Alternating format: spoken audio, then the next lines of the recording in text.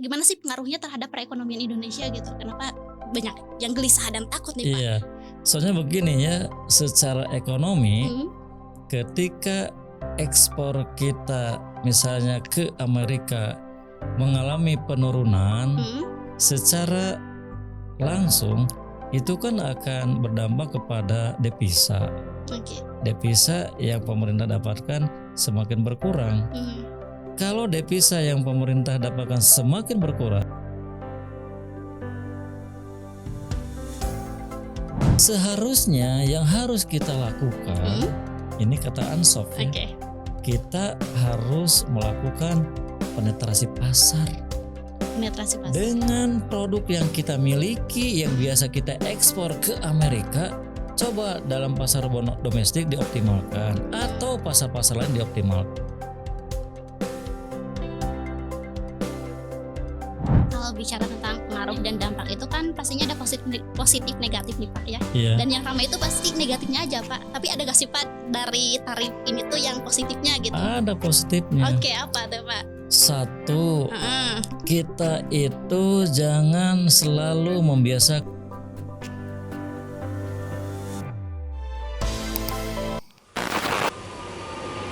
5, 4, 3, 2, 1.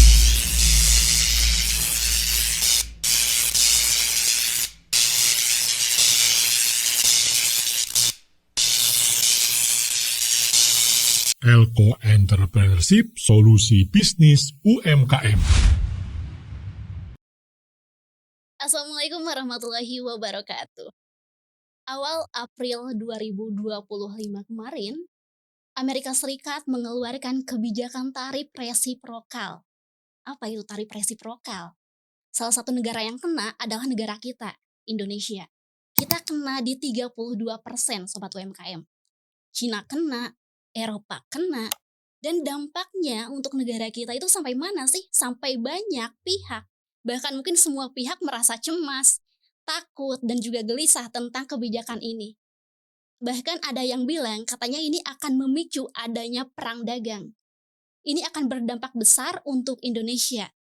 Nah, kita akan membahas hal tersebut pastinya di podcast Elko Entrepreneurship Solusi Bisnis UMKM, di mana semua solusi-solusi bisnis ada di sini. Masih bersama saya Lisna Gustiani. Hari ini kita akan membahas hal tersebut, yaitu dampak dari kebijakan tarif impor resiprokal terhadap UMKM, terhadap juga semua yang ada gitu ya. Kita sebagai masyarakat biasa gitu. Kira-kira bagaimana? Pastinya saya ditemani dengan narasumber hebat kita kali ini, yaitu siapa lagi jika bukan Bapak Dr. Haji Yusuf Tajiri. Langsung saja kita sapa beliau. Assalamualaikum Bapak. Waalaikumsalam warahmatullahi wabarakatuh. Alhamdulillah. Sebelumnya Bapak minal aizin wal faizin. Ya, sama-sama. Ya baru ketemu lagi setelah Ramadan kemarin ya Pak ya. Iya, Alhamdulillah. Gimana Pak kabarnya hari ini? alhamdulillah baik. Baik ya Pak. Oke. Hari ini Pak kita mau ngebahas tentang yang cukup berat nih Pak, gak apa-apa kan ya? Yang sedang Iya, panas sekali diperbincangkan nih Pak di media iya, sosial. iya. Tapi sebelum itu boleh dong Pak disapa-sapa dulu sobat UMKM. Ya, terima kasih teman-teman UMKM dimanapun berada. Walaupun suasana ekonomi sekarang sedang cukup panas, kita tetap harus dingin. Oke. Kenapa? Kalau misalnya suasana panas kita panas ya Mhm. mungkin terjadi kebakaran. Aduh, Tapi kalau iya. suasana panas dingin kan dengan Oke. apa? Hati kita, pikiran Eee, kita, terutama dengan tindakan-tindakan yang sifatnya solutif. oke. Sehingga masalah-masalah yang kita anggap itu panas Mhm. bisa dingin. Oh, Begitu. gitu ya Pak ya? Udah Heeh. tenang aja. Oke, tenang aja sobat UMKM gitu ya, daripada kalau panas dengan panas, waduh nanti kebakaran gitu. Oke Pak, saya tuh sebelumnya udah riset nih Pak ya, Iya, apa iya. sih itu resiprokal? Tapi Pak mungkin ini karena, kapasitas otak saya tidak ini Pak ya, masih bingung Pak saya teh. Jadi Pak, tarif resiprokal itu apa sebenarnya?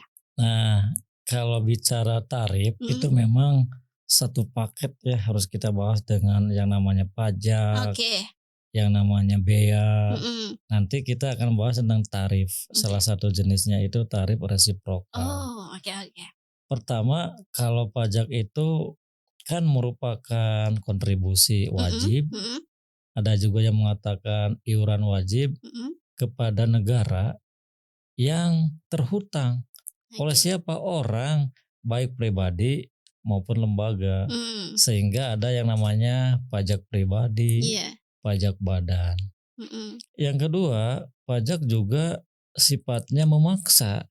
Kenapa memaksa? Karena pajak itu berdasarkan kepada undang-undang. Oke.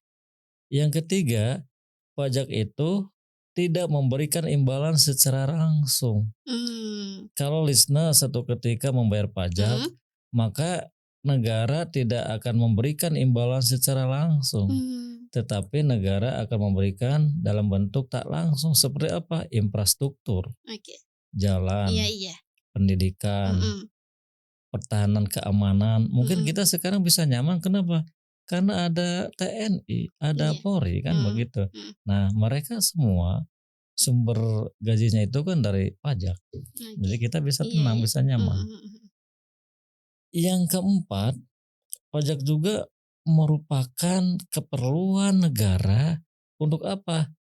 Memakmurkan, mensejahterakan kehidupan warga. Oke. Jadi pajak itu oleh pemerintah dikembalikan kepada pembangunan-pembangunan yang sifatnya itu untuk memakmurkan warga. Mhm. Jadi pajak itu merupakan iuran wajib ya. Iya. Yang kedua, kita juga mengenal istilah apa sih bea? Mhm. Bea itu memang merupakan varian dari pajak juga. Oh, oke.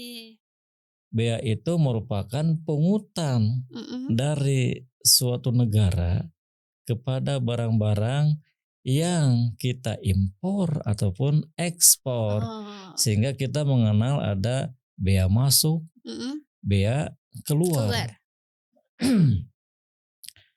Juga ada yang namanya bea cukai. Bea cukai. Iya, bea cukai itu juga pungutan Mhm, kepada barang-barang yang kita ekspor mhm. ataupun yang kita impor. Namun kalau cukai ada ketentuan tersendiri. Oh. Contoh misalnya ketika kita akan mengimpor etanol, Mhm, kemudian juga mengimpor barang-barang yang mengandung alkohol atau mhm. minuman beralkohol. Yang ketiga, hasil tembakau. Berbagai macam rokok pasti akan dikenakan cukai. Mmm. Kemudian pajak, bea, dan sekarang kita bicara tarif. Apa tarif? Tarif itu merupakan besarnya iuran, besarnya kontribusi, besarnya pungutan yang ditetapkan oleh pemerintah. Dan Oke. itu biasanya bentuknya dalam persen Mmm, atau persentase terhadap barang-barang yang kita impor maupun ekspor. Jadi oke, bicara tarif berarti bicara tentang angka-angka. oke. Sehingga misalnya kita sekarang mengenal sebuah tarif yang sedang mengguncang dunia Mmm, karena Amerika memberlakukan hal itu. iya betul. Tarif resiprokal Mhm, itu berarti tarif timbal balik atau oke. tarif balasan. Mhm, Contoh ini yang mudah mungkin kita pahami. mhm. Amerika mengekspor barang-barang ke Indonesia. Oke. Indonesia mengenakan pajak misal 64% dan Mhm. itu memang fakta kata orang Oh, Amerika. oke. Kemudian ternyata ketika Indonesia mengekspor barang ke Amerika, Mhm, pajak yang dikenakan oleh Amerika itu di bawah pajak yang dikenakan kepada Amerika. Dan mmm, ini memang kata pemerintah Amerika sebuah ketidakadilan, mhm, sebuah ketidaksetaraan. Karena mhm, itu wajib kata orang Amerika terutama Donald Trump, mhm, kita memberikan balasan dalam bentuk resiprokal. mhm, Kalau Indonesia mengenakan pajak impor terhadap barang-barang Amerika sebesar mhm. 64%, Amerika cukup katanya 50% dari Tarif yang nilai dikenakan? tarif tersebut Mhm, menjadi 30%. 32%. Dan itu kata pemerintah Amerika, kita masih punya belas kasihan. Mhm. Padahal seharusnya ketika Indonesia menerapkan 64%, kita balas juga dengan nilai yang sama 64%. sehingga ada kesetaraan, ada Mhm. keadilan. Mhm. Itu persepsi dari Presiden Amerika Serikat Oke. Donald Trump. Namanya resiprokal. Resiprokal. Dan resiprokal ini tidak dikenakan hanya kepada Indonesia, Iya ya. tetapi kepada kurang lebih 180 negara yang dulunya itu merupakan mitra bisnis Amerika. Oke. Tetapi Mhm. ternyata Amerika memberlakukan tarif khusus kepada 57 negara termasuk di dalamnya itu Indonesia. Indonesia. Oke. Jadi Indonesia itu mendapatkan pajak import Mhm. atau pajak yang kita ekspor kepada negara Amerika sebesar 32%. Mhm. Nah, ini yang dirasakan oleh pemerintah kita itu memberatkan. Kenapa? Oh. Karena harga barang-barang yang kita ekspor ke Mhm. Mhm. Amerika menjadi mahal. Oke. Kalau mahal, tentu hukum permintaan akan berlaku. Bagaimana hukum permintaan yang sudah mungkin kita ketahui bersama? Apabila harga Nah. ditingkatkan, maka permintaan terhadap barang itu akan mengalami Menurun. penurunan. Iya. Sebaliknya, apabila harga diturunkan, maka permintaan terhadap barang itu akan meningkat. Mhm. Sekarang harga-harga barang yang kita ekspor ke Amerika mengalami peningkatan, otomatis berdasarkan hukum permintaan, permintaan terhadap barang-barang kita itu akan semakin menurun. Iya. Kalau menurun, bagaimana akibatnya? Pertumbuhan ekonomi Indonesia itu akan terkoreksi. Oke. Bagaimana terkoreksinya? Satu, terjadi pelemahan. Nah, Mmm. begitu ya gambaran Mhm. singkat tentang tarif resiprokal. Oke. Begitu. Oke, sobat UMKM, jadi seperti itu ya. Oke, nah Pak, lalu oke kita sekarang udah tahu nih, oh ternyata tarif resiprokal itu seperti itu. Yang menjadi panas media sosial nih Pak, tentang pengaruhnya itu Pak. Iya, iya. Oke, kita bahas di ini dulu mungkin Pak, gimana sih pengaruhnya terhadap perekonomian Indonesia gitu? Kenapa banyak yang gelisah dan takut nih Pak? Iya. Soalnya begini ya, secara ekonomi Mhm. ketika ekspor kita misalnya ke Amerika mengalami penurunan, Mhm. secara langsung itu kan akan berdampak kepada devisa. Oke. Devisa yang pemerintah dapatkan semakin berkurang. Mhm. Kalau devisa yang pemerintah dapatkan semakin berkurang, ini akan mengancam kepada stok devisa. Apalagi kalau misalnya jatuh tempo perusahaan-perusahaan yang menggunakan dana asing, Mhm. jelas itu kan butuh dolar banyak. Iya. Kasus 98 itu seperti begitu. Mmm. Nah, kalau misalnya terjadi penurunan devisa, besar kemungkinan nilai mata uang kita itu akan melemah terhadap dolar. Jadi dolar anu ngajago. Oh, oke. Karena apa? Kan sekarang pendapatan pajak dari pemerintah kita berkurang. Mhm. Pendapatan penjualan dari barang-barang yang kita ekspor ke Amerika juga berkurang. Mmm. Berarti devisa yang pemerintah dapatkan berkurang. Oh, oke oke oke oke, Begitu. heeh. Oke, itu berarti pengaruhnya untuk apa ya, perekonomian ya, Pak, ya? Iya, iya. Oke, sekarang kita masuk ke ini, Pak, ke apa ya, ke dunia usaha nih, Pak, ya. Kalau pengaruhnya terhadap bisnis nih, Pak, atau bisnis yang besar lah, kalau kita sebut dulu yang besar nih, pengusaha besar, gimana tuh? Ya, kita bahas dulu kan begini mungkin. Barang-barang apa saja Mhm. yang diekspor oleh perusahaan-perusahaan kita Mhm. ke Amerika? Mhm. Kan banyak. Iya. Salah satunya saya akan membahas tentang perusahaan-perusahaan yang mempekerjakan banyak orang atau padat karya. Satu, industri alas kaki. Oke. Yang kedua, industri pakaian dan turunannya. Mmm. Nah, ini merupakan industri-industri yang padat karya. Oke. Kalau seandainya harga yang sekarang menjadi mahal Mhm. akibat pengenaan tarif resiprokal sebesar 32%, Mhm. berarti kecenderungan permintaan pasar Amerika terhadap produk-produk industri tersebut akan menurun. Iya. Kalau menurun, ya mungkin perusahaan juga akan mendapatkan sumber pendapatan yang menurun. Iya iya iya. Kalau menurun, dia pasti, ini pasti Mhm. akan melakukan efisiensi. Iya. Salah satu korban efisiensi itu berarti ada downsizing, Mhm. penciutan, termasuk memberhentikan beberapa karyawan, baik PHK. karyawan manajerial, karyawan non manajerial. Oke. Itu. Oke, iya iya iya, Pak. Karena saya juga membaca berita nih, Pak. Apa sih 50.000 karyawan terancam apa ya, di PHK gitu karena akibat dari tarif ini, Pak, katanya. Iya Terus betul. juga memantau media sosial juga ada tuh, Pak, netizen-netizen yang kayak ngomen gini, "Saya udah merasakan hari ini diberhentikan. Saya sekarang kerjanya cuma 2 hari kerja, 2 hari libur," gitu katanya. Itu Pak, dari dampak dari situ. Iya, itu kan merupakan salah satu strategi yang mungkin kurang populer, Mhm. melakukan downsizing, Oke. melakukan PHK. Itu Mhm. kan tidak populer, tapi mau bagaimana? Iya. Perusahaan itu harus melakukan efisiensi karena apa? Permintaan barang Iya. khususnya negara Amerika Serikat Mhm. terhadap yang dia ekspor itu mengalami penurunan Mhm. karena harganya memang sudah tidak kompetitif. Oke. Gitu ya, Pak. Iya, Heeh heeh. itu ekses dari kebijakan efisiensi. Mhm.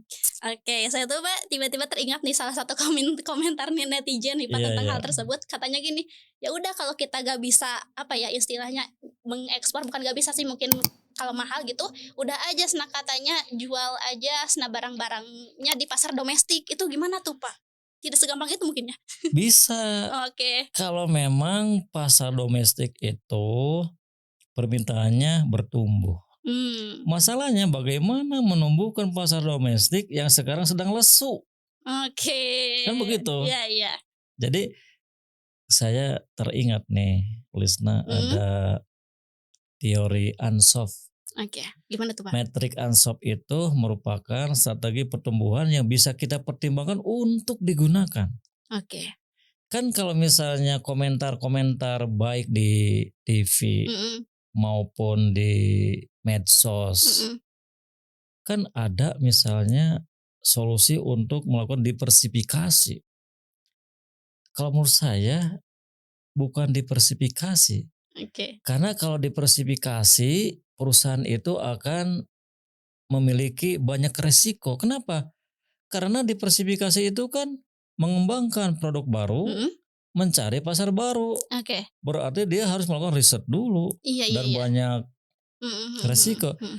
Seharusnya yang harus kita lakukan, Mhm? ini kata Ansoff ya, Oke.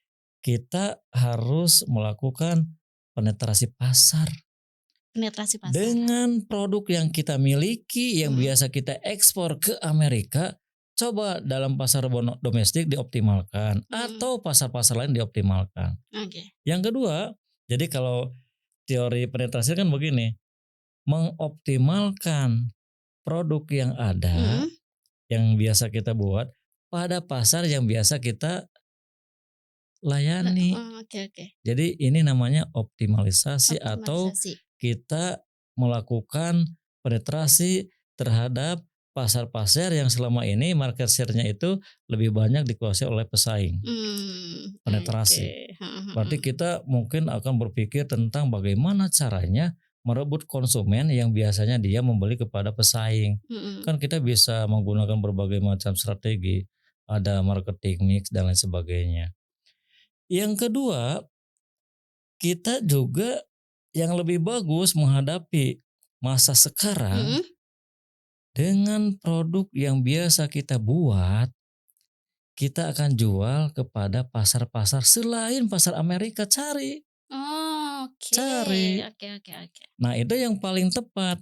Jadi bukan diversifikasi. Kalau diversifikasi saya pikir resikonya sangat tinggi. Mmm. Kenapa? Karena kita harus riset dulu. Mhm. Ini kan kasusnya barang yang biasa kita kirim ke negara Iya. Amerika, Mhm. baik dalam bentuk alas kaki Mhm. maupun garmen. Mhm. Sekarang kita akan mencoba mengembangkan pasar selain pasar Amerika. Itu namanya market development. Market development. Oke. Nah, itu Mm-mm. salah satu solusi yang harus pengusaha-pengusaha pertimbangkan untuk menggunakan market Market development, mencari pasar-pasar lain selain pasar Amerika. Oke. Begitu. Nah, itu solusi. Oke. Ya. Jadi sekali lagi, kalau saya kan boleh mengomentari kan Iya. para ahli yang mengatakan sebaiknya kita diversifikasi. Kalau diversifikasi itu resikonya tinggi. Kita harus meriset pasar dulu. Kemudian juga kita harus melakukan R&D dulu. Kenapa?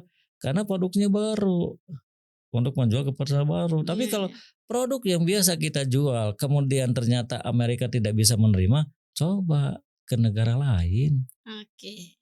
Begitu kan solusinya.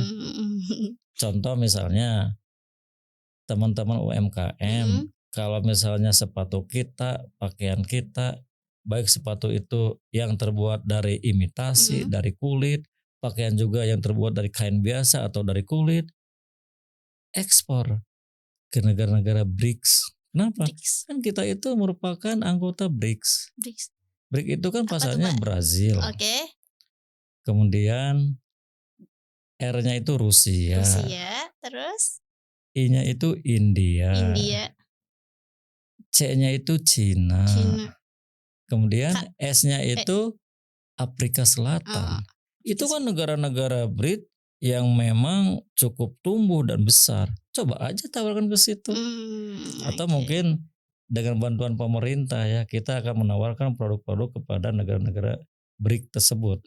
Atau kepada negara-negara lain, banyak. Ada Eropa, ada Asia, ada Afrika gitu.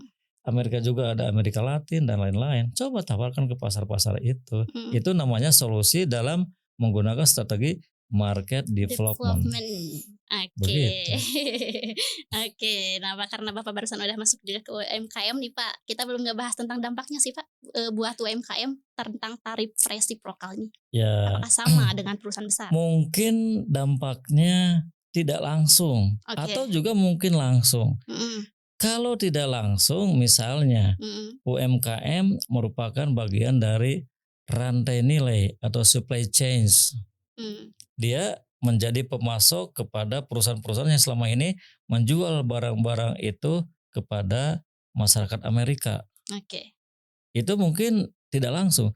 Kalau langsung, UMKM yang langsung ekspor kepada negara Amerika itu pasti akan terkena dampak langsung.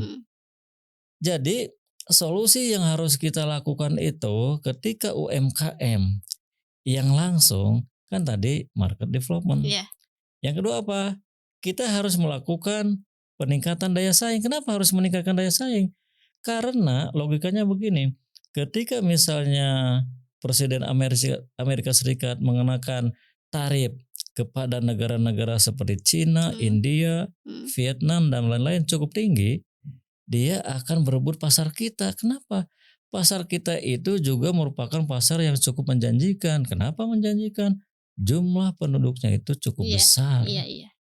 Jadi kalau produksi dari industri dalam negeri tidak memiliki daya saing, siap dia itu mungkin akan menjadi penonton atau mungkin dia akan berubah dari industri menjadi trading, menjualkan barang pesaing gitu.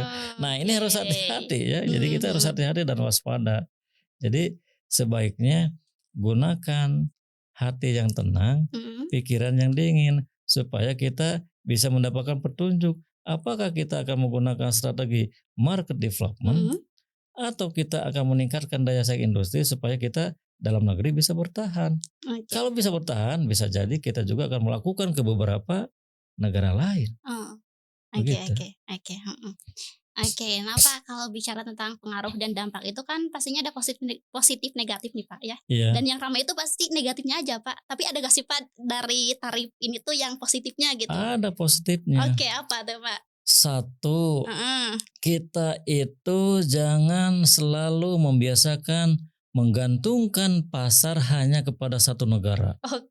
Berarti kita itu harus sadar pasar itu bukan hanya sekedar pasar Amerika, walaupun memang pasar Amerika itu cukup menjanjikan karena jumlah penduduk besar, kemudian merupakan kekuatan ekonomi dunia nomor 1.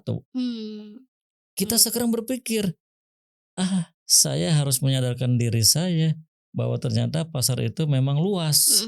Jadi pasar yang akan kita bidik itu tidak cukup dengan satu, tapi akan ada beberapa pasar yang menjadi pertimbangan saya. Kan itu mah positif. Iya. Yang kedua, positifnya apa? Menyadarkan bahwa ternyata kalau barang kita asal jadi, tidak mungkin bisa bersaing dan kita mungkin akan segera tergilas. Iya. Jadi barang kita itu tetap harus kita jaga. Iya. Dari apanya? Harganya kita jaga, kualitasnya kita jaga, kecepatan dalam pengiriman pun harus kita jaga. Jadi komponen daya saing itu harus kita jaga dan bahkan kita tingkatkan. Nah, itu salah satu positif dari kejadian tarif resiprokal ini. Oke. Begitu kan jadi mandiri kita. Iya. Oke, ya itu ya Sobat UMKM. Jadi jika Sobat UMKM nih merasa gelisah karena mungkin didoktrin terus dengan yang negatif-negatifnya, ternyata ada juga positifnya gitu ya, untuk menenangkan sedikit lah gitu. Iya. Oke. Terus nih Pak, saya tuh harus harus dicontohkan biar lebih nerap gitu Pak ke otak saya. Gimana nih Pak, kita contohkan aja ke kita kan di Garut nih Pak. Iya. Di Garut itu terkenal dan banyak sekali pengusaha di industri kulit Pak. Iya. Tadi juga Bapak sempat bahas tentang kayak alas kaki gitu. Kan itu juga kan ada ya kayak sepatu dari kulit gitu. Iya. Nah Pak, kalau untuk industri kulit sendiri itu dampaknya gitu Pak, apakah sama seperti yang tadi atau ada bedanya gitu? Iya. Saya akan mencoba membagi dua kelompok industri-industri yang melibatkan bahan baku kulit. Satu ada yang namanya industri barang jadi. Barang jadi. Okay. Dan ini ada asosiasinya, Afrisindo, Asosiasi Persepatuan Indonesia.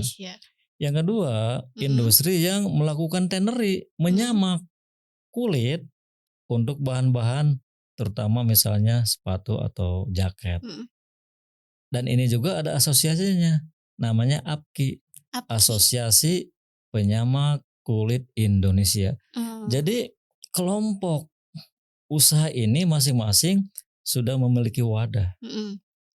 Nah, sekarang bagaimana dampaknya dengan tarif resiprokal Donald Trump yang sebesar 32% kepada industri alas kaki dan pakaian termasuk mungkin kulit. Yang selama ini kita ekspor kebanyakan ke Amerika. Kalau bagi perusahaan besar ini akan berdampak langsung. Kenapa dampaknya itu? Barang-barang kita, sepatu, pakaian, termasuk mungkin jaket, sarung tangan dari kulit, tidak akan kompetitif karena harganya melambung, harganya mahal. Kan tadi teori permintaan, apabila harga meningkat, maka permintaan terhadap barang-barang baik, barang-barang yang bersumber dari kulit maupun non kulit akan mengalami penurunan. Nah, bagaimana solusinya? Ini memang tidak bisa dipecahkan, dicarikan solusi oleh asosiasi-asosiasi itu saja, melibatkan stakeholder termasuk pemerintah, termasuk pemerhati. Bagaimana peran pemerintah? Satu, mungkin pemerintah akan mendukung industri-industri ini, industri alas kaki, industri tanneri, memiliki daya saing dengan apa? Berbagai macam insentif. Pajak mungkin untuk industri ini bisa diturunkan. Pajak masuk, pajak keluar, termasuk juga pajak cukai. Itu akan diturunkan tarifnya supaya mereka bisa bersaing. Kemudian apa lagi yang harus diturunkan? Tingkat suku bunga juga harus turunkan. Regulasi-regulasi lain, misalnya izin-izin usaha dan lain sebagainya, itu juga harus dipermudah. Pokoknya pemerintah itu memberikan banyak kemudahan kepada industri-industri ini supaya industri ini bisa berdaya saing. Ya, kalau misalnya pemerintah membiarkan, saya pikir walaupun sudah ada asosiasi, tidak mungkin bisa melakukan daya saing dengan produk-produk luar. Karena dengan segala keterbatasan yang ada, karena kewenangan-kewenangan itu kan ada di pemerintah. Iya, betul. Tarif turunkan, misalnya kan kewenangan pemerintah. Masih banyak lagi. Apa misalnya oh ternyata misalnya Bapak Prabowo Mhm. mengatakan keran impor harus dibuka. Betul, kenapa? Untuk pengadaan bahan baku kulit, Mhm. kerannya coba diperluas. Oke. Yang selama ini misalnya negara-negara Arab, negara-negara Afrika, Mhm. tidak bisa kita ambil barang-barang kulit dalam bentuk mentah Mhm. karena negara itu disinyalir tidak bebas PMK. Nah, itu juga harus dikaji. Kenapa? Karena bahan baku dalam negeri itu sangat mahal sehingga sekali lagi komponen bahan baku itu besar, harga menjadi tidak kompetitif. Iya. Nah, begitu. Jadi Mhm. saya memang mendukung ya Mhm. inisiatif dari Bapak Presiden akan membuka impor Impor. seluas-luasnya Mhm. supaya pengadaan bahan baku itu kita dapatkan dari negara-negara yang selama ini memang harganya jauh lebih murah. Mhm. Oke. Apalagi ada, kan begini, komponen industri ini Mhm. baik alas kaki maupun tannery, bahan baku kulit, itu kan membutuhkan teknologi. Iya. Teknologi kalau bisa ya harus bersumber dari dalam negeri. Oke. Mesin-mesin kalau bisa ya harus bersumber dari dalam negeri. Iya iya. Bahan-bahan pembantu seperti Mhm. misal chemical kalau dalam industri penyamakan Mhm. juga kalau bisa harus dari dalam negeri supaya jatuhnya itu bisa murah sehingga daya saing kita itu menjadi kuat. Mmm. Apalagi Apa?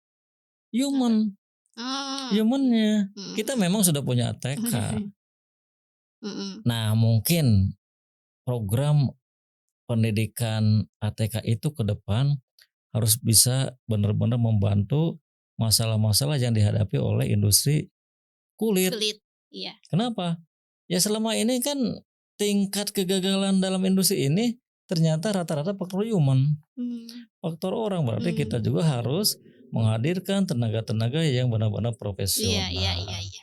Kalau kita misalnya kebiasaan untuk merekrut teknisi dari India, dari mana, Mhm. itu kan biayanya mahal. Iya. Kalau mahal pada akhirnya barang kita juga menjadi tidak memiliki daya saing, Iya. kemahalan. Mhm mhm. Nah itu yang harus dipikirkan nih, Mmm.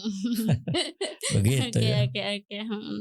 Nah, Pak, bagaimana sih, barusan berarti kita, bicara tentang peran pemerintah mungkin ya, Pak, untuk membantu Iya iya mengatasi gitu iya. ya, kemungkinan besar itu kan, Pak, pasar Indonesia itu berarti akan menjadi, rebutan juga untuk negara-negara lain gitu kan, Betul Pak, kan, betul. yang dikenai tarif juga Iya sama si betul. Trump itu. Aduh aduh astagfirullah nih. Mulai memanas nih, Pak, seperti Cina, India, Vietnam gitu, Pak. Iya. Nah, gimana sih, Pak, daya saing industri kulit ini gitu? Jadi begini ya, ketika negara-negara tadi, Cina, Mhm. India, Mhm. Pakistan, Bangladesh, mungkin ada negara lain yang bisa memanfaatkan pasar dalam negeri yang memang kalau dari sisi jumlah cukup banyak, Mhm. kemudian kelas menengah juga cukup banyak dan Mhm. sedang berkembang. Kemudian ternyata industri dalam negeri tidak memiliki daya saing. Nah, itu khawatir tergilas. Iya. Nah, pemerintah harus turun tangan. Biasanya pemerintah harus melakukan proteksi, salah satunya tarif Mmm. kenakan supaya mereka di sini tidak kompetitif. Tetapi lagi-lagi kita kan sudah melakukan berbagai macam perjanjian Iya. dengan lembaga dunia. Mhm. Naon tanamina Apa, Pak? WTO, Oh, iya iya. BTO. cek WTO teh awas. Iya iya iya. Kamu misalnya memberikan hambatan masuk kepada Mmm. industri-industri asing karena kita sudah melakukan perjanjian. Mmm. Duh Oke oke. upamanya WTO bisa dilanggar mah. Aduh aduh. Jadi salah Mhm. satunya begitu ya. Intinya Mhm. bagaimana industri dalam negeri itu bisa dilindungi oleh pemerintah dengan mengeluarkan berbagai macam Kebijakan. kebijakan. Mhm mhm. Oke. Nah, jadi Pak nih, berarti apa sih yang harus dilakukan, sebagai pelaku, UMKM kulit nih untuk menghadapi sebuah Ya situasi satu itulah kan gitu? begini ya, teman-teman UMKM dimanapun Mhm. berada, kita tetap harus tenang. Tenang, oke. Kenapa? Apalagi kita ini orang beriman. Iya, Minta aja, baik. ya minta aja sama Allah supaya kita ini tetap tenang dalam menghadapi ujian ini. Anggap aja ini Mhm mhm. ujian. Kemudian kita introspeksi harus bagaimana supaya kita bisa bertahan. oh ternyata supaya bahan baku lebih murah, kita bisa mendapatkan dari beberapa negara. Iya. Misalnya dari negara-negara Arab, Mhm, dari negara-negara Afrika, mhm, atau dari negara-negara Amerika Latin yang memiliki karakter sumber daya yang sama dengan kita atau yang bisa kita gunakan untuk menjadi komponen bahan baku. mmm, Nah, kepada pemerintah, tolong Bapak pemerintah izin impornya jangan dipersulit. oke. Apalagi keran impornya ditutup atau Oh, kumaha kita iya. akan berdaya saing. Mhm, Yang kedua apa? apa? Ini juga mungkin ya tugas dinas Mhm, peternakan ya. Bagaimana supaya ketersediaan stok dalam negeri itu cukup. Berarti hewan yang siap untuk dipotong itu memang sesuai dengan kebutuhan masyarakat Indonesia yang semakin hari bertambah banyak. mhm, Sediakan. Bagaimana caranya? Atuh aya nama masyarakat diajak. Masyarakat semua sekarang kita akan menggarap industri peternakan itu kita lakukan secara pendekatan industri bukan lagi sebagai pekerjaan sampingan. mmm, Dari sampingan anda mau ke hartos atau. Jadi masyarakatnya mikir kayaknya keur naon ngukut domba, ngukut kambing, ngukut sapi. Untungna oge saeutik, mendingan we mmm, gawe iya, atanapi urban ya. iya, Nah, sekarang pemerintah harus menggalakkan masyarakat Indonesia itu juga akan menjadi pelaku industri dalam bidang apa? Penyediaan ternak. mmm, Permintaan daging dalam negeri itu kan banyak daripada impor dari negara lain lebih baik. iya, Industri peternakan dalam mhm, negeri harus kita iya, berdayakan. iya, mhm, mhm, Apalagi termasuk mesin-mesin industri. mmm, Coba aja misalnya kerjasama dengan institusi pendidikan. mhm, Kan banyak ya. Ada ITB, ada iya, iya, ITS dan iya, lain sebagainya. Coba aja mereka kasih PR. Kami sebagai pengusaha membutuhkan mesin seperti begini. Daripada kami impor harganya miliaran, mhm, barangkali kalau misalnya buatan lokal lebih murah. Kan kompetitif juga. iya, iya, betul, Kak, Begitu, mhm, apalagi chemical. Kalau Lisna tahu, chemical yang digunakan oleh Tenere mhm, itu hampir 99% diimpor. mmm, Apa tidak bisa dibuat dalam negeri? Nah, itu masalahnya. mhm, Kan gitu mhm, aja. mhm, Padahal kita resource punya. mmm, oke. Nyencuka ibu-ibu gak nyencuka bisa kan atuh. Nah, misalnya dalam skala banyak tidak bisa. Padahal itu kan industri artinya ada pasar yang cukup besar. Iya, mhm, Nah, begitu gitu ya, Pak, Lisna. ya? Heeh, heeh, oke. Pak, tiba-tiba nih, Pak, terpikirkan nih, Pak, kan tadi tuh, apa, kita tuh kan ngebahas ya tentang kayak, dampak, terus juga tadi, sempat disinggung juga dampak positif, juga negatifnya ya, Pak, ya. Iya, iya. Nah, eee, sebetulnya nih, Pak, ada gak sih kan kalau tadi untuk dampak positif itu kita bisa lebih apa, Pak, mandiri dan juga mungkin berwawasan apa, luas gitu ya. Iya, iya. Terus juga, Pak, ada gak sih, Pak, pelaku UMKM yang diuntungkan dari si kebijakan ini sebetulnya? Saya pikir Atau semua terdampak gitu? gini ya, diuntungkan. Ada mungkin sebagian pelaku usaha yang diuntungkan Heeh. ada. Oh, Kalau begini, kalau kalau pengusaha itu mampu memanfaatkan negara-negara yang kebetulan tarif resiprokalnya itu ya kurang lebih lah 10%. oh, Diuntungkan kan? iya, Contoh begini, Singapura diuntungkan, mhm, kan dekat dengan kita. iya, Australia diuntungkan, kan dekat dengan kita. mhm, Artinya apa?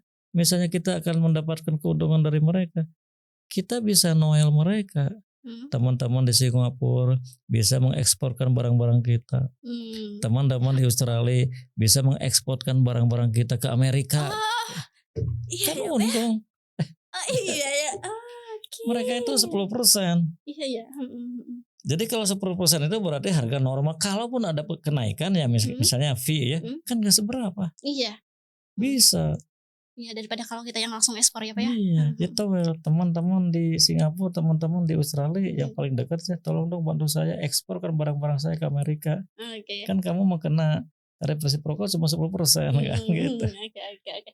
Pak, boleh nggak sih Pak dicontohkan secara sederhana nih Pak, pakai apa ya, pakai nominal gitu. Kayak misalkan, kita ngeekspor, biasanya tuh harga jaket misalkan teh 100.000 tapi dengan sederhana Pak, gitu. Ya begini, biasa kita ekspor Mhm, jaket itu ke Amerika misal ini mhm, ya, mudah untuk kita hitung 1 juta. iya, Kemudian karena ada pengenaan tarif sebesar 32%, mhm.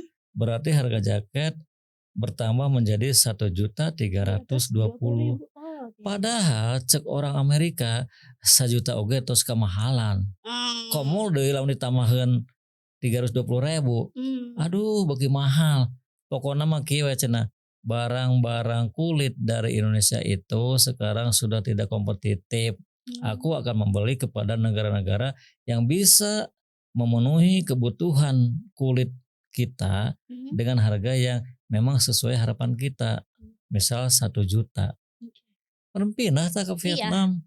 mhm, Nah ke Vietnam, Vietnam sekarang kan negosiasi mhm, akan mengajukan untuk tarif barang Amerika masuk ke Vietnam itu akan dikenakan 0%. Dengan harapan apa? Amerika juga sama. Kalau memang mmm, prinsip iya, resiprokal iya, ditetapkan yang setara itu oleh ya? Donald Trump. Mmm, Donald Trump, saya kan sudah menurunkan tarif heeh, menjadi 0% 0%. nih, Saya juga tolong dong dikenakan tarif heeh, 0%. oke. Berarti Vietnam yang akan lebih diuntungkan. Oh, oke, Tapi oke. itu kan belum direalisasi. Iya, iya, masih negosiasi gitu ya, Pak, ya? Iya, Mhm, mhm, mhm, oke beda deh. dengan Cina. Kalau Cina Cina udah sama-sama kuat. iya.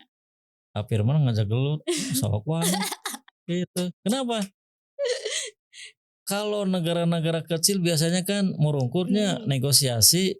Kalau ini mah bukan, namanya tuh retaliasi, oh, ngalawan, ngalawan oh, deui. Kan Cina mah oke. ngalawan deui. Iya, iya, Nah, iya. dah sama-sama kuat. Mmm, Lamun urang, gimana, Pak, kalau iya, Indonesia misalkan membalas juga? waduh atuh Waduh, kita punya apa? mmm, Artinya kita itu belum setara dengan iya, iya, Amerika. mhm, Jadi kalau misalnya negara berkembang ingin melakukan retaliasi, mhm, wah itu mah tuh iya, membahayakan. iya, Dan karena pasti tidak akan negara berkembang melakukan hal seperti yang dilakukan oleh Cina. Kecuali oke, sekarang ada, tapi kan udah maju. mmm, Kanada, Cina, Kanada melakukan retaliasi, mmm. perlawanan. Oh, oke, oke, Begitu. heeh. Oke, Pak, nih, takutnya salah pemahaman nih, Pak, karena tadi saya pernah, beberapa kali baca nih, Pak, di komentar yang netizen gitu, Pak. Nah, yang kan tadi itu kan misalnya 1 juta, jadi 1.320.000. Nah, Pak, Iya. yang 320.000-nya ini maksudnya tuh kemana Pak? Ke negara Amerikanya atau di negara Indonesia, gimana sih, Pak, maksudnya tuh? Kita yang Heeh, membayar. kita Jadi kan harga biasa itu kan 1 juta. heeh, Plus yang harus kita bayar bea masuknya 320.000. oh, Pasti kan akan kita bebankan. mhm, Kalau tidak kita bebankan, ya barang kita itu atau perusahaan kita itu akan langsung bankrupt. iya, Nah, 1 juta jadi genep 180.000 harga jaket. mhm, Padahal modal oge ngan 800.000 atau iya, iya. boncos. Oh, gitu, gitu. Oh, oke, oke, Iya. oke. Nah, bagi pembeli dari Mhm, Amerika dengan harga 1.320 teh kamahalan. Saha anu mmm, untung? Nya pemerintah Amerika iya, atuh da menang pajakna, oke, pajak mhm, resiprokal mhm, mhm. 32% itu. Oke, oke, oke, mungkin, jadi, tarif resiprokal ini memang karena dibuat apa, itunya sama Amerika Serikat, sama Presiden Amerika Serikat, ya dia berarti hanya memikirkan warganya juga ya, Pak, ya, negaranya. Betul, maksudnya kayaknya tarif resiprokal dibuat oleh Presiden Amerika Mhm, satu karena Amerika selama ini mengalami defisit neraca perdagangan dengan negara-negara mitra. oke, Kenapa? Karena negara-negara mitra ternyata mengenakan tarif masuknya itu lebih besar daripada tarif Amerika sehingga mmm, neraca perdagangan Amerika itu defisit. mhm, Yang kedua, dengan tarif resiprokal otomatis industri dalam negeri Amerika itu bisa terlindungi. mmm, Kenapa? Karena selama ini kan Amerika mendapatkan pasokan bahan baku atau pasokan barang-barang dari negara mitra dengan harga yang murah. Industri dalam negeri ya otomatis mati karena Amerika makan atau biayanya tinggi. Nah itu salah satunya. Oke. Oke. Nah Pak, kemarin itu kan banyak yang demo ya Pak ya, yang Gimana? masyarakat. Itu Pak saya lihat di itu sih di sosmed gitu tentang ini juga Pak tentang Oh, masyarakat di Sodmes atau di napi masyarakat mau namanya tanya eta mah jadi bayang-bayang gitunya melakukan demo ya iya. nggak apa-apa. Oke. Kalau menurut saya mah demo itu justru demo untuk mencari solusi. Bapak Presiden, aku bisa menghadapi masalah-masalah begini dengan solusi yang bisa saya ajukan begini. Nah intinya kalau kita mau merenung dengan kebijakan tarif resiprokal Donald Trump ini bisa memandirikan kita, introspeksi diri kita itu. Bagaimana caranya kita memproduksi itu memiliki daya saing. Begitu. Iya. Oke. Nama udah demo. Tapi nggak apa-apa. Iya. Yang demo ya itu kan fakta kita hormati saja. Iya. Indonesia juga sebetulnya lagi negosiasi apa ya kalau lihat di berita itu. Iya, pemerintah pasti akan melakukan negosiasi. upaya Bisa yang jadi misalnya, wahai para pengambil kebijakan dari negara Amerika Serikat, saya bangsa Indonesia akan menurunkan tarif, akan memperbaiki non tarif bisa sama. Cek Amerika teh ngeus tarifna misalnya gede, non tarif ngehalangan. Naon contohnya TKDN. Kan pemerintah Indonesia itu memang bagus ya meningkatkan TKDN. Terang TKDN. Apa Pak? Tingkat komponen dalam negeri. Oh oke. Jadi kita itu harus banyak menggunakan resource yang ada pada negara kita. Tidak boleh menggunakan resource yang bersumber dari luar. Tapi sekarang karena memang kita hidup bergantungan dengan negara-negara lain, ekspor impor tidak bisa kita hindari termasuk Amerika. Amerika juga pasti akan melakukan hal sama seperti kita melakukan impor barang dari negara-negara maju. Contoh misalnya teknologi. Karena kita kan belum menguasai teknologi, tentu teknologi akan kita impor. Masih begitu.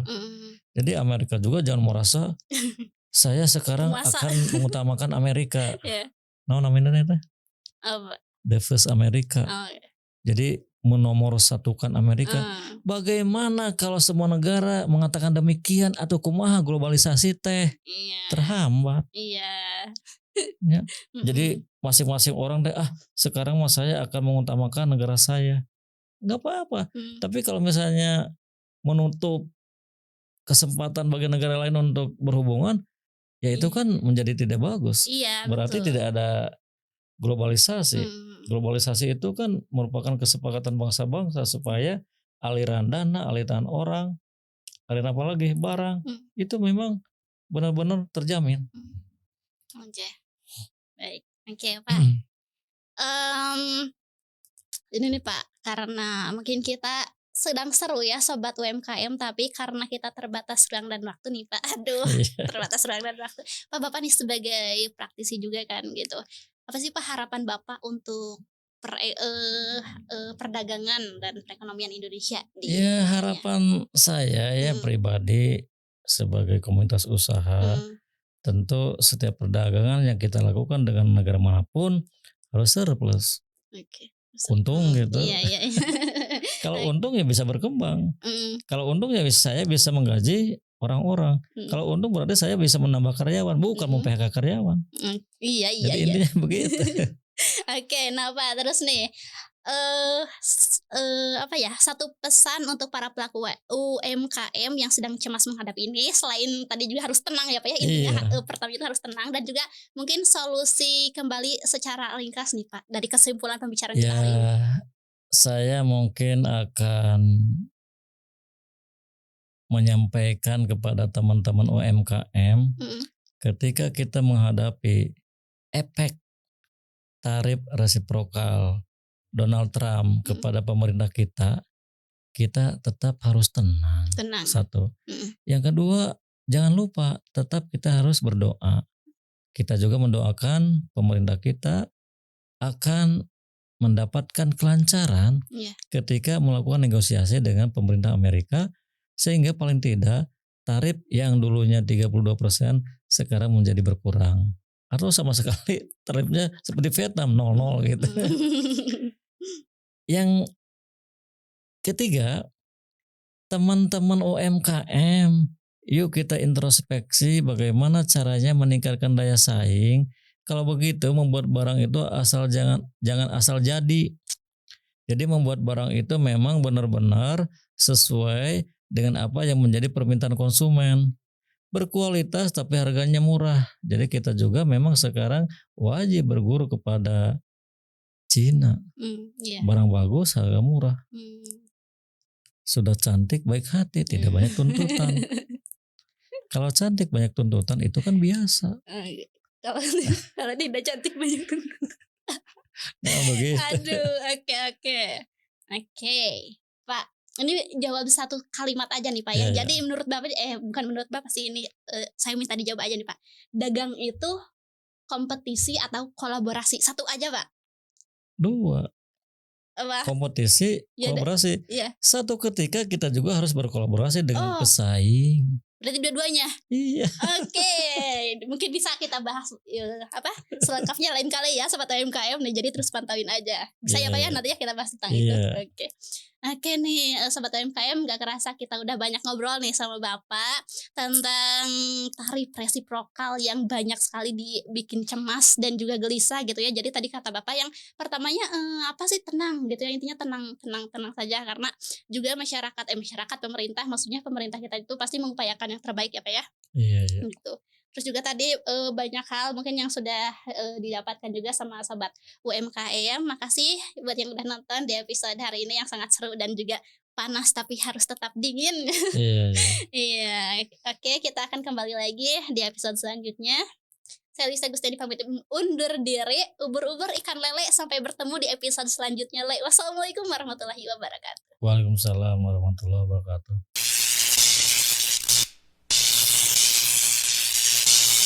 Elko Entrepreneurship Solusi Bisnis UMKM.